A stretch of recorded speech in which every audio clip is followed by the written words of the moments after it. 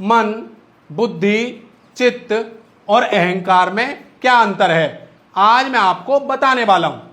देखिए, ज्यादातर लोग इन चारों के मध्य में अंतर समझ नहीं पाते हैं कि इन चारों में क्या अंतर है। देखिए, सबसे पहले मैं आपको बताता हूं, ये जो मन है, बुद्धि है, जो चित्त है, ये अहंकार है, यह आपके किसके भाग हैं? अंतःकरण के भाग हैं। किसके भाग हैं? अंतःकरण के भाग।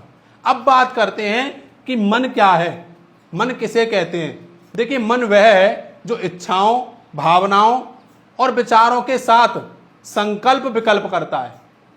क्या करता है? संकल्प और विकल्प करता है। मन हमारा इच्छाओं का, विचारों का, भावनाओं का केंद्र है। अब मैं आपको उदाहरण देकर के समझाऊंगा ताकि आपको अच्छे से समझ में आ जाए। उससे पहले मैं आपको बता देता हूं कि मन की प्रकृति कैसी होती है। मन की प्रकृति होती है चंचल। मन हमारा क्या होता है? चंचल होता है और यह स्थिर नहीं होता है। ठीक है। मन हमारा इच्छाओं को प्रकट करता है, भावनाओं को प्रकट करता है, विचारों को प्रकट करता है। अब उदाहरण क्या है? सपोज दैट आपके पास कोई फोन आता है आपके जानकार का और आपसे कहता है कि कल आपको वृंदावन आना है। आप कह देते हैं ठीक है, मैं कल वृंदावन आ जाऊंगा।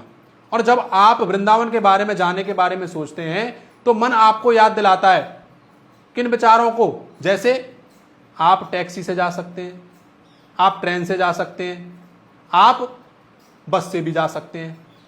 मन ने क्या किया? तुरंत अपनी इच्छाएं प्रकट कर दी, अपनी भावनाएं प्रकट कर दी, आपको ऑप्शंस दे दिए, टैक्सी का, ट्रेन का और बस का। ठीक है, ये तो हो गया आपका मन। अब बातें करते हैं सबसे पहले चित्त की, ताकि फिर मैं बुद्धि के बारे में बताऊंगा, तभी आपको अच्छे से समझ में आएगा। देखिए, चित्त को ज्यादातर लोग नहीं समझ पाते हैं। चित्त क्या है? चित्त क्या होता है? चित्त हमारा संस्कारों का और स्मृतियों का भंडार है। किसका भंडार है? संस्कारों का और स्मृतियों का भंडार है। चित्त हमारा इंद्रियों के अनुभवों को याद रखता है। कैसे अनुभवों को याद रखता है? वह आपको देखिए उदाहरण से समझ में आ जाएगा मैं क्या कहना चाह रहा हूं। अच्छा, चित्त की प्रकृति क्या होती है? चित्त की प्रकृति है, चित्त में हमारे ज्ञान और संस्कार जड़ जमाते हैं। अब उदाहरण देकर के समझाता हूं। देखिए, मन ने आपको क्या किया? अपनी भावनाएं प्रकट कर दी कि आप बस से जा सकते हैं, ट्रेन से जा सकते हैं और किससे? टैक्सी से जा सकते हैं। अब चित्त क्या करेगा? आपके पुराने अनुभवों को याद दिलाएगा। सपोज दैट पहले अगर आप कभी बस से गए होंगे तो आपके बस के अनुभवों को याद दिलाएगा कि यार बस से गए थे, बड़ा बेकार रहा था, भीड़ मिली थी, बहुत दिक्कत हुई थी। क्योंकि आपके पहले अनुभवों को चित्त क्या कर रहा है? याद दिला रहा है आपको। और कभी आप ट्रेन से गए होंगे तो चित्त क्या करेगा? आपके ट्रेन के अनुभवों को याद दिलाएगा कि यार ट्रेन से गए थे, सीट मिल गई थी, आराम से गए थे, कोई दिक्कत भी नहीं हुई थी। क्योंकि आपके पुराने अनुभवों को याद दिला रहा है। अगर आपके अच्छे अनुभव होते हैं तो उनको भी याद दिलाता है, अगर बुरे अनुभव रहते हैं तो उनको भी याद दिलाता है। यह काम होता है चित्त का। अब बात करते हैं बुद्धि की, कि बुद्धि किसे कहते हैं? अध्यावसायो बुद्धि, यानी कि बुद्धि क्या करती है? बुद्धि निश्चय करती है, निर्णय लेती है, दृढ़ संकल्प लेती है। बुद्धि आपका मन के जो संकल्प और विकल्प हैं उनके बीच में से सही निर्णय लेती है। जैसे कि उदाहरण से आपको अच्छे से समझ में आ रहा होगा। जैसे आपके मन ने आपको क्या किए थे? बस का, ट्रेन का और टैक्सी का ऑप्शन दिया था। चित्त ने क्या करा?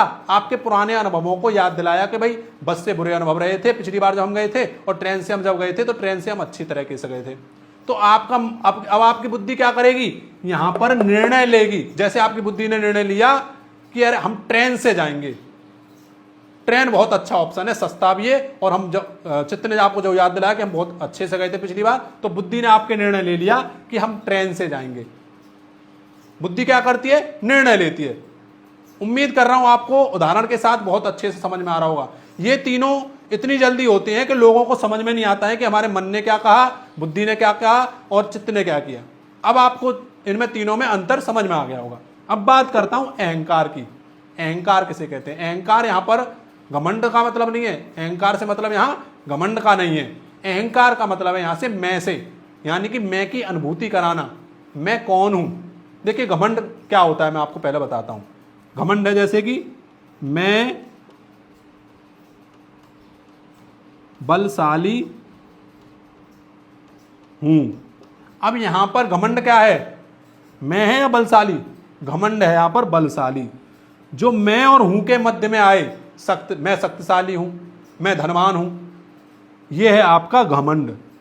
मैं तो क्या है, मैं एक प्रकृति है। मैं तो आपका तभी जाएगा जब आप इस संसार से चले जाएंगे। अगर आपको मैं की अनुभूति नहीं रहेगी, सपोज दैट कोई सामने से ट्रक आ रहा है, अगर आपको मैं कौन हूं क्या है अगर आपको ये पता ही नहीं रहेगा, क्या करेगा, ट्रक मार जाएगा। अगर आपको अनुभूति होगी अरे यार ट्रक मुझे मार जाएगा अगर मैं इसके सामने आ गया, तो आपको क्या है, मैं की अनुभूति है, मैं कौन हूं, मैं मर जाऊंगा। तो मैं की अनुभूति दिलाता है आपको क्या, ये अहंकार। यहां पर अहंकार से मतलब है मैं की अनुभूति दिलाना, मैं कौन हूं, क्या हूं। तो उम्मीद करता हूं आपको समझ में आ गया होगा कि मन क्या होता है, बुद्धि क्या होता है, चित्त क्या होता है और अहंकार क्या होता है। तो कमेंट करके आप बता सकते हैं यह वीडियो आपको कैसी लगी। यहीं पर वीडियो को विराम देता हूं। सभी को जय श्री कृष्णा, जय श्री राम।